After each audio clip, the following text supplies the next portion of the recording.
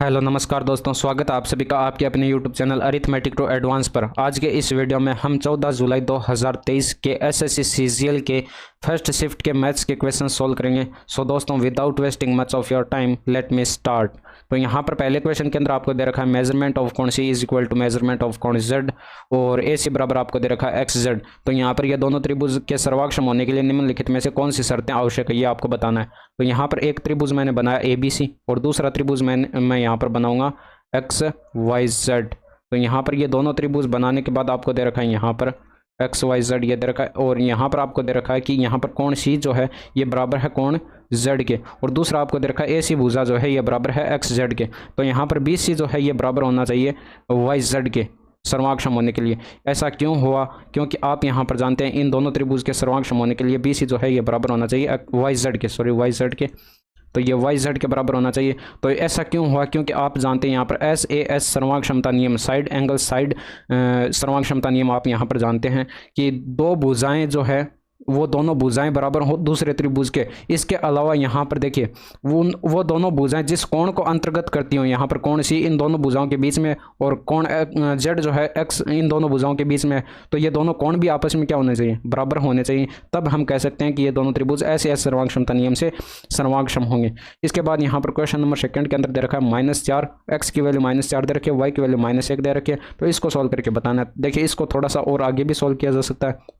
तो ये आपके पास 3x3, यहाँ से एक्स वाई कॉमन लेंगे तो ये ब्रैकेट के अंदर बचेगा 5x बचेगा और यहाँ पर ये 12y बचेगा और प्लस के अंदर ये 7y³ है। तो एक्स वाई की वैल्यू आप पुट कर दीजिए। तो यहाँ पर x की वैल्यू -4 दे रखी है, -4 का क्यूब हो जाएगा -64 और -64 को 3 से मल्टीप्लाई करेंगे तो ये 4 3 का 12 और हासिल एक आएगी 6 3 का 18 1 19 192 आएगा। ये माइनस का 192 आएगा और प्लस के अंदर x इंटू वाई यानी कि दोनों वैल्यू माइनस में तो पॉजिटिव आएगा 4 आएगा और यहाँ पर -4 रखेंगे x की वैल्यू तो ये -20 आएगा। ठीक है, -20 और ये -12 हो जाएगा और ये -7 हो जाएगा। इसको सॉल्व करेंगे तो ये -192 और यहाँ पर इसको सॉल्व करेंगे तो ये -32 होगा और 4 से मल्टीप्लाई करेंगे तो ये आपके पास 4 दूनी का 8 और 4 3 का 12 128 होगा और ये -7। इनको ऐड कर दीजिए तो आपके पास आंसर आ जाएगा माइनस का, ये आपके पास आ जाएगा 200 और 320 और -327 आंसर आ जाएगा। तो ये आपका राइट आंसर हो जाएगा। इसके बाद इस क्वेश्चन के अंदर आपको दे रखा है cos थीटा बराबर √3/2। तो यहाँ पर आप थीटा बराबर बता सकते हैं कि 30 डिग्री होगा क्योंकि cos थीटा की 30 डिग्री पर cos 30 डिग्री की वैल्यू √3/2 होती है। इसके अलावा आप यहाँ पर देखिए tan स्क्वायर थीटा की आप जानते हैं कि sin स्क्वायर थीटा बटे cos स्क्वायर थीटा हो जाएगा और इनटू में आपको दे रखा है cos स्क्वायर थीटा। तो ये cos स्क्वायर थीटा से cos स्क्वायर थीटा कट जाएगा यानी कि sin स्क्वायर थीटा बचा। थीटा की जगह आप रखेंगे 30 डिग्री तो ये sin स्क्वायर 30 डिग्री की वैल्यू कितनी होगी? sin 30 डिग्री की वैल्यू 1/2 स्क्वायर है तो 1/4 हो जाएगा। ये आपके पास आंसर हो जाएगा। इसके बाद यहाँ पर नेक्स्ट क्वेश्चन, कितने समय में 4% वार्षिक दर से 10,000 पर उतना ही ब्याज प्राप्त होगा जितना 5% साधारण ब्याज दर पर 4 वर्ष में 8,000 पर प्राप्त होता है। तो यहाँ पर देखिए रेट ऑफ इंटरेस्ट आपको 4 दे रखा, अमाउंट आपको दे रखा 10,000 का। तो आप यहाँ पर 10,000 और इनटू में रेट ऑफ इंटरेस्ट यहाँ पर 4 रखेंगे और समय आपको बताना है यानी कि टी आपको कैलकुलेट करके बताना और बटे में 100 और ये बराबर किसके हो जाएगा? इसके, यानी कि 8,000 यहाँ पर और ये आपको प्रिंसिपल दे रखा है। ठीक है, और 8,000 का प्रिंसिपल दे रखा है और रेट ऑफ इंटरेस्ट आपको 5 दे रखी है, समय आपको 4 दे रखा है और डिवाइड करेंगे ये 100 से। यहाँ पर एसआई का फॉर्मूला लगा रहा हूँ, एसआई बराबर simple interest is equal to आपके पास होता है PRT डिवाइडेड बाय 100। वही फॉर्मूला मैंने यहाँ पर यूज़ किया, 100 से 100 कट जाएगा और यहाँ पर ये 3 0 से ये 3 0 कट जाएंगे। इसके अलावा इसको और सोल्व करें तो आपके पास यहाँ पर ये 5 दूनी 10 ये 2 बार कट जाएगा 10 और 4 से ये कटेगा कितनी बार? 8 कट जाएगा 2 बार और ये 2 से ये 2 कट जाएगा यानी कि टी इज इक्वल टू आपके पास आ जाएगा 4 वर्ष। इसके बाद नेक्स्ट क्वेश्चन यहाँ पर देखिए, इस क्वेश्चन के अंदर दे रखा है ए एक काम को 25 दिन में पूरा कर सकता है जबकि बी उसी काम को 30 दिन में पूरा कर सकता है। यानी कि ए यहाँ पर 25 दिन में पूरा कर सकता है और बी उसी काम को 30 दिन में पूरा कर सकता है। तो यहाँ पर आप इनका एलसीएम लेंगे, एलसीएम इनका 150 आ जाएगा और इनकी क्षमताएं अगर कैलकुलेट करें तो 25 को 150 से डिवाइड 150 को 25 से डिवाइड करेंगे तो ये आपके पास इसकी क्षमता 6 आ जाएगी और ये आपके पास 5 आ जाएगी, 5 यूनिट की क्षमता आ जाएगी। इसके बाद यहाँ पर कह रखा है कि वे एकांतर दिन के आधार पर काम करते हैं। ए से शुरू करते हैं तो यहाँ पर पहले दिन ए काम करेगा, फिर बी करेगा और फिर ए करेगा और फिर बी करेगा। ठीक है, इस तरह से ये काम करते हैं। ए और बी दोनों 5 दिन के लिए इस तरीके का पालन करते हैं। तो यहाँ पर देखिए ए काम करेगा, फिर बी करेगा, फिर ए करेगा, फिर बी करेगा, 4 दिन का हो चुका है, फिर यहाँ पर ए आएगा यानी कि 5 दिन का यहाँ पर कंप्लीट काम हो चुका है। अब आपको यहाँ पर दे रखा है कि ए जो है ए की देखिए यहाँ पर क्षमता 6 यूनिट थी और बी की क्षमता 5 यूनिट, इसकी 6 फिर यहाँ पर 5 और फिर 6, इनकी क्षमताएं ऐड करेंगे तो ये आपके पास 11 हो जाएगी और ये भी आपके पास 11 और ये 6 ऐड करेंगे तो ये आपके पास टोटल 5 दिन के अंदर कितने यूनिट का काम हो रहा है, 5 दिन के अंदर 11 दूनी 22 और 6 28 यूनिट का काम हो रहा है। तो 28 यूनिट 5 दिन के अंदर काम हो चुका है, तो शेष काम कितना बचेगा, शेष काम बचेगा आपके पास टोटल वर्क आपके पास 150 यूनिट का है, 150 यूनिट में से आप माइनस करेंगे 28 तो ये आपके पास 122 यूनिट का काम बच जाएगा। अब आपके पास यहाँ पर क्वेश्चन के अंदर दे रखा है बी शेष कार्य को कितने दिन में पूरा करेगा, तो बी काम इसको करेगा तो यहाँ पर 122 यूनिट का काम करेगा। बी की क्षमता 5 यूनिट दे रखी है, 5 से इसको डिवाइड करेंगे तो ये 5 दूनी का 10, 5 चौके 20 और 2 बचेगा शेषफल। और यहाँ पर 24 सही यानी कि 24 सही 2/5 दिन का जो है इसको बी को समय लगेगा, तो ये आपके पास 24 से 2/5 जो है आपका राइट आंसर हो जाएगा। इसके बाद यहाँ पर दे रखा है यदि 4 संख्याएं 39 ये आपको दे रखा है, ठीक है, समानुपात में है तो y का मान आपको यहाँ पर बताना है। तो यहाँ पर 39 का अनुपात जो है 117 के साथ, यही अनुपात बराबर होगा 17 का y के साथ, क्योंकि आपको दे रखा है समान अनुपात में है। तो यहाँ पर ये 13 से कटेगा, 13 3 39 और 13 9 117 और फिर ये 3 से कटेगा ये एक बार और ये 3 बार कट जाएगा, यानी कि ये क्रॉस मल्टीप्लाई करेंगे तो ये y बराबर आपके पास आ जाएगा 17 3 51, तो 51 आपका राइट आंसर हो जाएगा। इसके बाद नेक्स्ट क्वेश्चन, यहाँ पर अपनी यात्रा के एक भाग के रूप में एक व्यक्ति 80 किलोमीटर पर आवर की चाल से 120 किलोमीटर की यात्रा करता है, अगले 100 किलोमीटर की यात्रा 40 किलोमीटर पर आवर की चाल से करता है और 75 किलोमीटर की चाल से 75 किलोमीटर पर आवर की चाल से प्रारंभिक स्थान पर वापस आता है। पूरी यात्रा में व्यक्ति की औसत चाल आपको बतानी है। तो यहाँ पर आप देखिए T1 कैलकुलेट कर लीजिए, तो यहाँ से आप 120 किलोमीटर की दूरी तय करता है 80 किलोमीटर पर आवर की चाल से, तो ये T1 बराबर आ जाएगा 1.5। आप ऐसे भी कैलकुलेट कर सकते हैं, 120 को डिवाइड कर दीजिए, ये आपके पास कितना आ जाएगा, 120 को 80 से डिवाइड करेंगे तो ये 1.5 आएगा, क्योंकि 80 किलोमीटर यहाँ पर 1 घंटे में तय कर चुकी है। अगले यहाँ पर 40 किलोमीटर की दूरी आधे घंटे में तय करेगा तो 1.5 घंटे का समय लग जाएगा।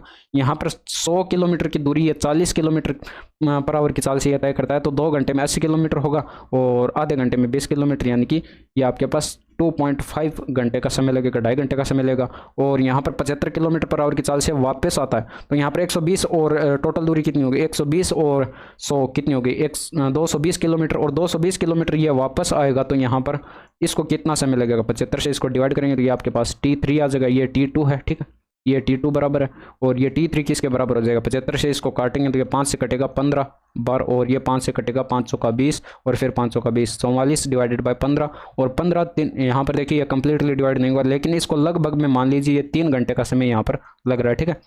45 से थोड़ा ही तो कम है, एक ही तो कम है, यानी कि 15 3 45 लगभग मैंने मान लिया 3, फिर यहाँ पर लगभग में कैलकुलेट करके आप ऑप्शन को टिक कर दीजिए। तो यहाँ पर 220 किलोमीटर गया और 220 किलोमीटर वापस आया, तो कुल दूरी कितनी हो गई, 220 प्लस 220 यानी कि 440 किलोमीटर की दूरी टोटल हो गई। और इसको डिवाइड करेंगे कुल समय से, यानी कि 1.5 का समय यहाँ पर लगा और प्लस के अंदर 2.5 का सेकेंड टाइम लगा और प्लस के अंदर वापस आने में इसको कितने टाइम लगे, 3 घंटे का समय लगा। इसको सॉल्व कर लीजिए, ऊपर 440 किलोमीटर की दूरी और बटे के अंदर आपके पास आ जाएगा कितना, ये 2.5 और 1.5 4 हो जाएगा, 4 3 7, 7 से इसको डिवाइड करेंगे तो ये 7 6 42 और 2 बचेगा, उतारेंगे 0 और 7 दूनी 14, यानी कि 62 पॉइंट कुछ करके आएगा। तो यहाँ पर हमने 3 जो है लगभग में लिया था, ये आपके पास यहाँ पर 3 जो है लगभग में लिया था हमने, तो यहाँ पर ये आंसर जो है लगभग में 62 के आसपास आएगा, तो यानी कि 63.46 जो है ये आसपास है, बाकी सब दूर दूर हैं, तो ये लगभग में आपके पास इतना आ जाएगा, ठीक है। इसके बाद नेक्स्ट क्वेश्चन देखें, यहाँ पर दे रखा है आपको निम्नलिखित बार चार्ट एक फर्म की सकल राशि यहाँ पर देखिए, सकल राशि आपको यहाँ पर ग्रॉस अमाउंट को जो है सकल राशि ही कहते हैं, ठीक है, सकल राशि और कुल लागत लाख में दर्शाता है। तो यहाँ पर ये करोड़ दे रखा है, रुपीज़ इन करोड़ में दे रखें और टोटल का मतलब आपको पता है कुल होता है और ग्रॉस अमाउंट का मतलब सकल राशि। 25% का लाभ अर्जित करने के लिए 2019 और 2020 में सकल राशि कितनी होनी चाहिए यदि कुल लागत समान रहती है, तो यानी कि 25% का प्रॉफिट करना है यहाँ पर, तो 25% की फ्रैक्शन वैल्यू 1/4 होती है, यानी कि 4 यूनिट पर उसे 1 का प्रॉफिट होगा, तो 4 रुपये की वस्तु वो 5 में बेचेगा तब तो 1 का प्रॉफिट होगा। और क्वेश्चन के अंदर आपको दे रखा है यहाँ पर 4 की वैल्यू आपको कितने दे रखे, देखिए यहाँ पर डायग्राम के अंदर आपको थोड़ा सा बारीक धुंधला सा दे रखा है, तो यहाँ पर ढंग से दिखाई नहीं देगा, यहाँ पर जूम कर देते हैं, ठीक है। तो यहाँ पर ये 2019 और 2020 का डाटा देखिए, यहाँ पर ये वाला जो है यहाँ पर ये डैश वाला जो है ग्राफ दे रखा है, ये टोटल का दे रखा है और ग्रॉस अमाउंट का ये जो है आपको खाली वाला दे रखा है, ठीक है, खाली वाला स्तंभ दे रखा है। तो यहाँ पर ये टोटल जो आपको दे रखा है ये 6500 का दे रखा है, तो यानी कि 4 यूनिट की वैल्यू कितनी हो जाएगी, 6500 हो जाएगी, यानी कि इसको 4 से डिवाइड करेंगे तो ये कितना गुना दे रखा है, ये 4 से डिवाइड करेंगे 6500 को, तो ये आपके पास आ जाएगा 4 एकम 4 और फिर यहाँ पर 6 चौके 24 और फिर एक बचेगा 4 दूनी का 8 और 4 दूनी का 8 और फिर एक 2 बचेगा और ये 5। ठीक है, तो ये 1625 आ जाएगा। तो इसको भी आप क्या करेंगे, गुणा कर दीजिए, इसको भी 1625 से गुणा करेंगे तो ये आपके पास आंसर आ जाएगा। तो ये 5 से गुणा करेंगे, 5 पंजे 25 और फिर हासिल बचेगी 2, 5 दूनी का 10, 2 12, हासिल बचेगी 1, 5 6 30, 1 31, हासिल बचेगी 3, 5 3 8, यानी कि 8125 जो है आपका राइट आंसर हो जाएगा। तो ये आपका ऑप्शन नंबर 2 जो है राइट आंसर हो जाएगा। इसके बाद नेक्स्ट क्वेश्चन यहाँ पर दे रखा है, यदि 7b - 1/4b बराबर 7 दे रखा है तो इसकी वैल्यू आपको कैलकुलेट करके बतानी। तो यहाँ पर देखिए इसको कैसे सोल्व करेंगे। यहाँ पर देखिए ये आपको यहाँ पर प्रैक्टिस के साथ आएगा। ठीक है, यहाँ पर अपने आप आपको पता चलने लग जाएगा किससे मल्टीप्लाई करना और किससे गुणा करना है। तो यहाँ पर आप इसको मल्टीप्लाई करेंगे 4/7 से। इस पूरी इक्वेशन को किससे मल्टीप्लाई करेंगे, 4/7 से गुणा करा दीजिए। ठीक है, 4/7 से। तो 4/7 से गुणा कराएंगे तो ये यहाँ पर 7 हट जाएगा, यानी कि 4b आ जाएगा। और ये माइनस कराएंगे तो ये 4 हट जाएगा, ये 1/7b आ जाएगा। और ये इज इक्वल टू आपके पास आ जाएगा, 7 से 7 कट जाएगा, ये 4 आ जाएगा। अब आपको इसकी वैल्यू कैलकुलेट करनी है तो यहाँ पर क्या करेंगे, इसका स्क्वायर कर दीजिए दोनों साइड, इसका दोनों साइड स्क्वायर कर दीजिए। तो ये आपके पास कितना आएगा, ये 4b का स्क्वायर कितना हो जाएगा, 16b स्क्वायर। और माइनस के अंदर ये प्लस के अंदर 1/49b आ जाएगा।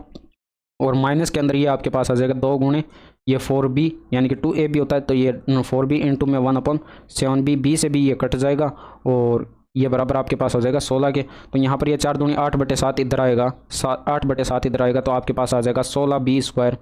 16b स्क्वायर प्लस के अंदर 1/49b इज इक्वल टू आपके पास आ जाएगा 16, प्लस के अंदर आ जाएगा 8/7। 8/7 इसमें ऐड करेंगे तो ये आपके पास 16 सत्ते 112 और 16 सत्ते 112 और 8 120, 120 डिवाइडेड बाय 7 जो है आपका राइट आंसर हो जाएगा। इसके बाद नेक्स्ट क्वेश्चन यहाँ पर दे रखा है, यदि साइन a + b बराबर 1 दे रखा है और कोस a - b बराबर 1/2, तो आप यहाँ पर देख सकते हैं कि a + b जो है ये आपके पास 90 डिग्री होगा।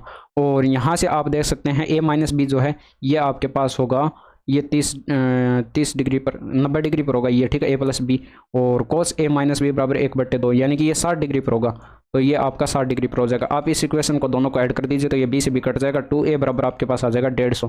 तो यानी कि a बराबर आ जाएगा 75 डिग्री। a की वैल्यू ही आपको कैलकुलेट करके बतानी थी, तो ये आपका राइट आंसर हो जाएगा। इसके बाद नेक्स्ट क्वेश्चन देखिए, तो यहाँ पर आपको दे रखा है कि 900 मीटर लंबी एक ट्रेन 108 किलोमीटर/आवर की चाल से चल रही है। 900 मीटर लंबे प्लेटफॉर्म को पूरी तरह से पार करने में ट्रेन को कितना समय लगेगा। तो 900 मीटर यहाँ पर ट्रेन की लंबाई है और 900 मीटर यहाँ पर प्लेटफॉर्म की लंबाई है, तो टोटल 1800 मीटर हो जाएगा। अब टोटल 1800 मीटर हो जाएगा। यहाँ पर चाल आपको दे रखी है 108 किलोमीटर/आवर की चाल, तो 108 को मीटर पर सेकेंड में कन्वर्ट करने के लिए 5/18 से मल्टीप्लाई करेंगे। 18 पंजे 60 और ये 18 छिके 100, 18 पंजे 60, 1 मिनट 18 पंजे 90, 18 छिके 108 होता है। तो ये 5 का 30 और 30 किलोमीटर/आवर हो जाएगा ये इसकी स्पीड।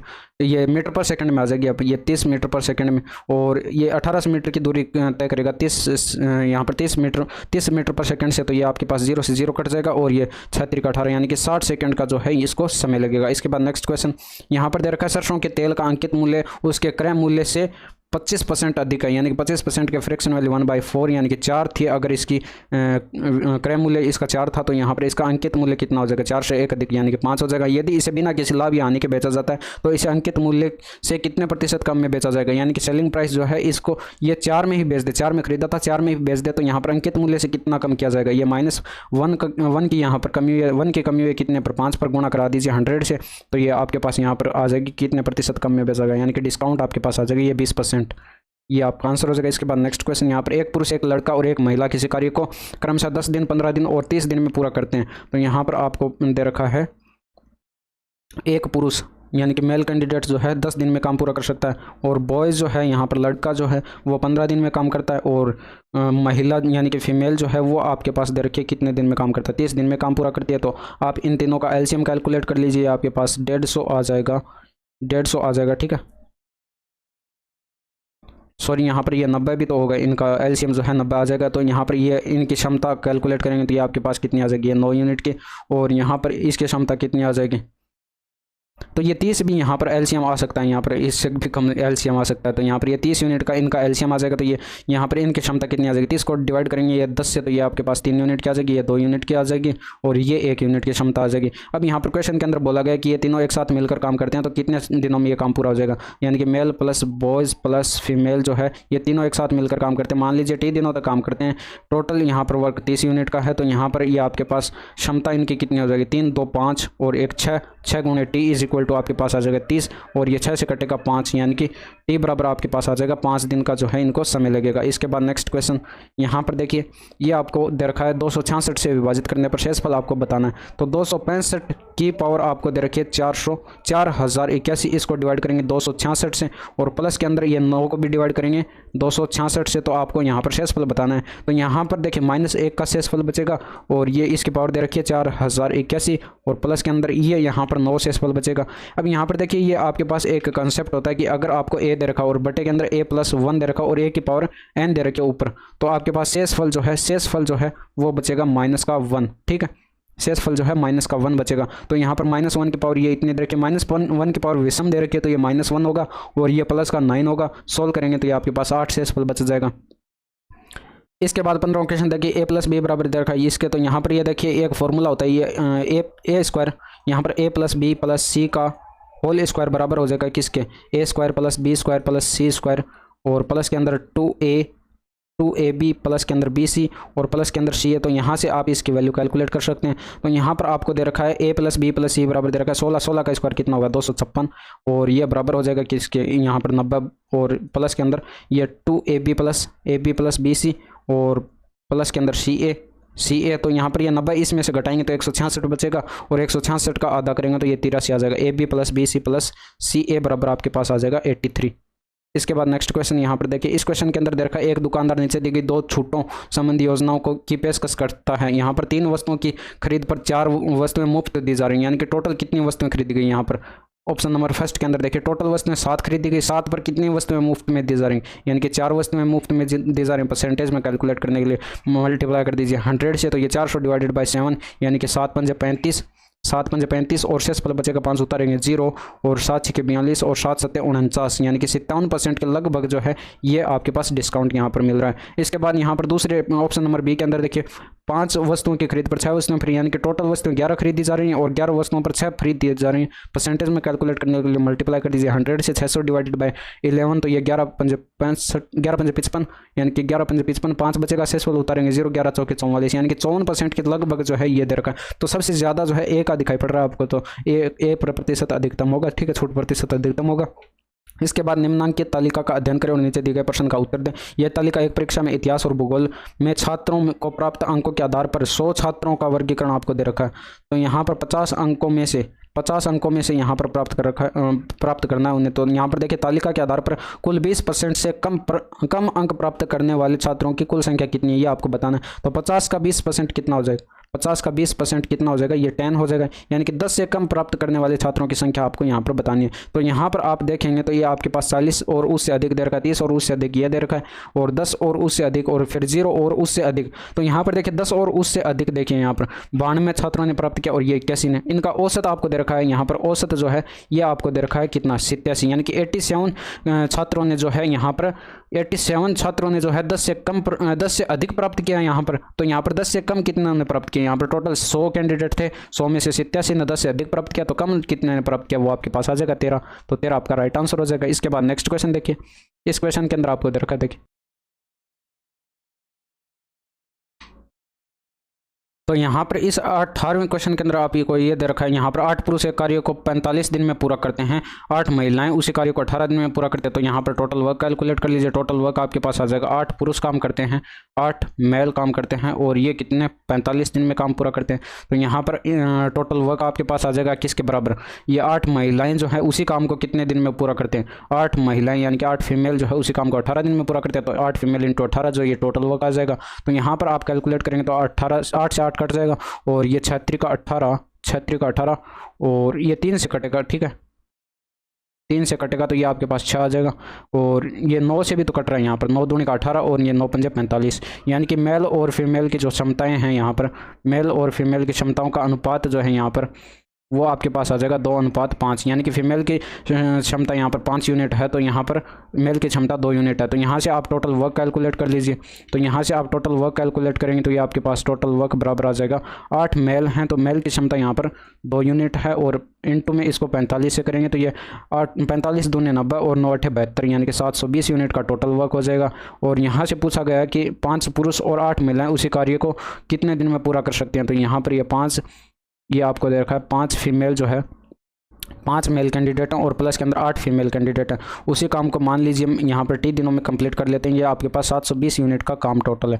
तो यहाँ पर ये मेल की क्षमता रखेंगे ये 2, तो 5 दूनी का 10, 8 पंजे 40, तो यानी कि ये आपके पास आ जाएगा 50 इंटू में टी इज इक्वल टू आपके पास आ जाएगा 720। तो ये 0 से 0 कट जाएगा और टी इज इक्वल टू आ जाएगा 72 को डिवाइड करेंगे 5 से, तो ये 5 से डिवाइड करेंगे तो ये 5 एकम 5 और 5 चौका 20 और 2 यहाँ पर बचेगा, 2 शेषफल बचेगा और 5 यानी कि 14 से 2/5 दिन का जो है इसको इनको समय लगेगा। ठीक है, तो ये आपका राइट आंसर हो जाएगा। इसके बाद नेक्स्ट क्वेश्चन, इस क्वेश्चन के अंदर देखा ए बी का 95% है, तो ए बी का कितना प्रतिशत है। यहाँ पर देखिए ए बी का 90% है, तो यानी कि बी अगर 100 है तो ए जो है कितना हो जाएगा 95%, 95% हो जाएगा। तो आपसे पूछा गया कि ए जो है वो बी का कितना परसेंट है, तो 100 का 95 का 100 जो है ये कितना परसेंट होगा, ये आपको कैलकुलेट करना है। तो यहाँ पर ये काटेंगे, ये 5 से कटेगा तो ये 19 5 95 और ये आपके पास आ जाएगा 20 पंजे 100, यानी कि ऊपर आ जाएगा 2000/19। तो 19 से इसको डिवाइड करेंगे तो ये 19 का 10 बार तो सीधे ही चला जाएगा, 10 शेषफल बचेगा उतारेंगे 0 और 19 5 95 और 5 शेषफल बचेगा 5/19, यानी कि 105 सही 5/19 जो है आपके पास जो है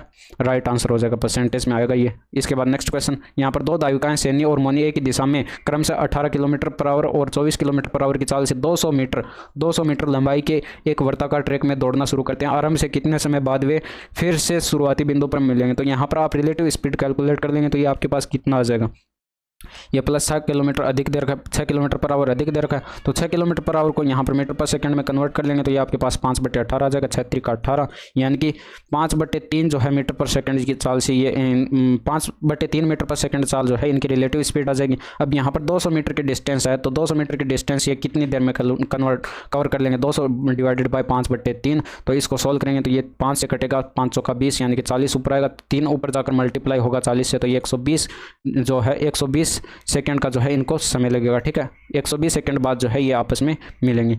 इसके बाद नेक्स्ट क्वेश्चन देखिए, यहाँ पर दी गई आकृति में पी ए बी एक छेदक रेखा है। तो यहाँ पर आपको डायग्राम तो थोड़ा सा धुंधला सा दिखाई दे रहा है, तो यहाँ पर अलग से ड्रॉ कर लेते हैं ये। तो यहाँ पर पी ए बी आपको एक दे रखी है छेदक रेखा, ये आपको बाहर बिंदु दे रखा है पी और ये एक छेदक रेखा पी ए बी है। ठीक है, पी ए बी और बिंदु ये बी है। ठीक है, बिंदु बी से और यहाँ पर ये बिंदु पी से पी टी एक स्पर्शरेखा खींची गई है, तो ये पी टी जो है आप एक स्पर्शरेखा खींच दीजिए।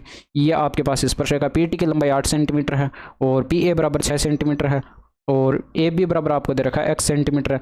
तो आपको पता करना है कि x का मान कितना होगा। तो यहाँ पर आपको एक थ्योरम पता होगी, यहाँ पर ये पी टी स्क्वायर जो है, यानी कि यहाँ से आपके पास पी टी का स्क्वायर जो है ये बराबर होगा पी ए इंटू में पी बी के। तो ये पी टी का स्क्वायर यहाँ पर 8 का स्क्वायर यानी कि 64 हो जाएगा और ये बराबर पी ए आपको दे रखा है 6 और इंटू में ये आपके पास आ जाएगा x प्लस का पी बी। देखिए टोटल यहाँ पर x प्लस का 6 होगा, तो यहाँ पर इसको सॉल्व कर लेंगे। 64 is equal to 6x plus के अंदर 36 आएगा, 36 से लाकर माइनस करेंगे तो ये आपके पास कितना बचेगा, ये 28 बचेगा और ये इज इक्वल टू आपके पास 6x आ जाएगा और यहाँ पर आपके पास कितना बचेगा, ये आपके पास 6 से कटेगा, 3 से कटेगा तो ये आपके पास 2 से कटेगा, तो ये 3 दूनी का 6 और ये 14 दूनी 28, यानी कि x इज इक्वल टू आपके पास आ जाएगा 14/3 जो है राइट आंसर हो जाएगा। इसके बाद नेक्स्ट क्वेश्चन, यहाँ पर 2 सेकेंडरी वर्तों की त्रिज्याएं आपको दे रखी 10 सेंटीमीटर और 6 सेंटीमीटर बड़े वर्त की उस जीवा की लंबाई आपको देखिए सेकेंडरी वर्त दे रखे हैं, यानी कि एक वर्त आपको दे रखा है ये बड़ा 10 सेंटीमीटर का और इसके अंदर जो है एक वर्त और दे रखा है जो कि कितने 6 सेंटीमीटर का है, 6 सेंटीमीटर की इसकी त्रिज्या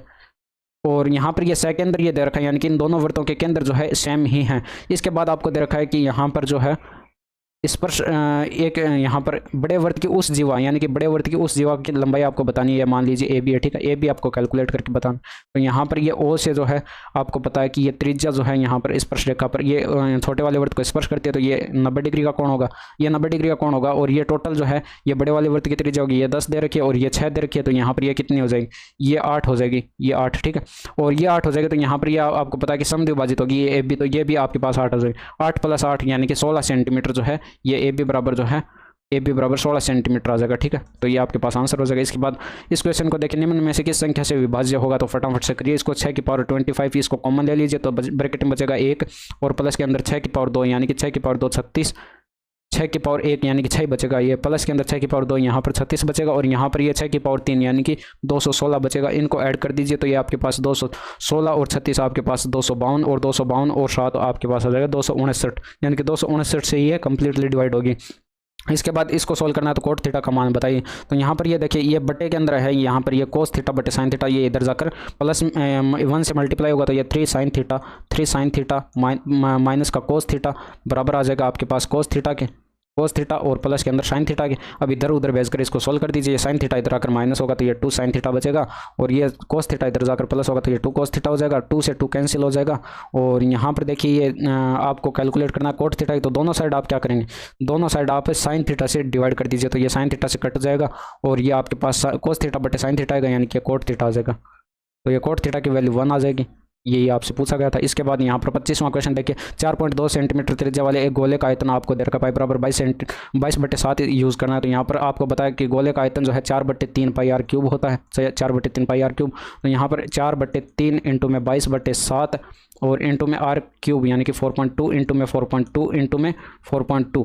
तो ये आपके पास इसको सोल्व करना है। तो यहाँ पर पॉइंट हटाएंगे, तीनों जगह से बटे के अंदर आएगा 1000 और यहाँ पर ये 7 तिरिका 21, 21 दूनी 42, ये 42 कट जाएगा, 21 दूनी 42, ये 2 बार कट जाएगा। और यहाँ पर इसको सोल्व करेंगे तो ये आपके पास कितना आएगा, ये 4 दूनी का 8 हो जाएगा और 2 इस 22 में से ले लीजिए, 8 दूनी का 16 गुणे 11 लिख लीजिए, ठीक है, आसान हो जाएगा। और 42 का स्क्वायर कैलकुलेट करेंगे तो ये 2 दूनी 4 हो जाएगा और 4 दूनी 8 दूनी 16 का 6 और फिर हासिल 1 आएगी और 4 2 के 16 और 1 1764 आएगा। 2 स्थान पर दशमलव लगा दीजिए, सॉरी यहाँ पर 2 स्थान पर दशमलव, बटे के अंदर इसके 1000 लगा रखा, ठीक है, 1000। और अब इसको मल्टीप्लाई कर दीजिए तो ये 11 से, पहले इसको 16 से मल्टीप्लाई कर दीजिए तो ये 16 पंजे 80, 16 4 64 का 4 आएगा और फिर हासिल आएगी 6 और 16 पंजे 80, 16 6 96 और 6 102 का 2 आएगा और हासिल आएगी 10 और 16 पंजे 80, 16 6 96, 16 7 112 और 16 7 112 और हासिल 10 आई थी तो ये 112 और 10 122 हो जाएगा, हासिल 12 बचेगी और 16 और 12 आपके पास हो जाएगा ये 28, ठीक है। इसको गुणा कर दीजिए 11 से तो ये आपके पास कितना आ जाएगा, इसको डिवाइड भी करना है फिर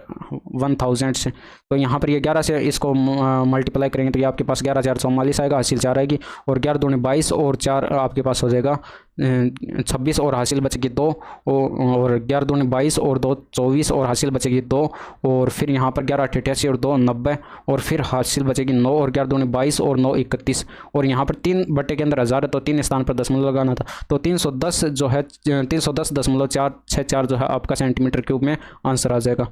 तो ये थे आज के 25 क्वेश्चंस। मिलते हैं आपसे नेक्स्ट वीडियो में। यहाँ तक क्लास आपको कैसी लगी कमेंट करके ज़रूर बताइएगा। So that's all for today. Thank you, धन्यवाद, बाय बाय, टेक केयर।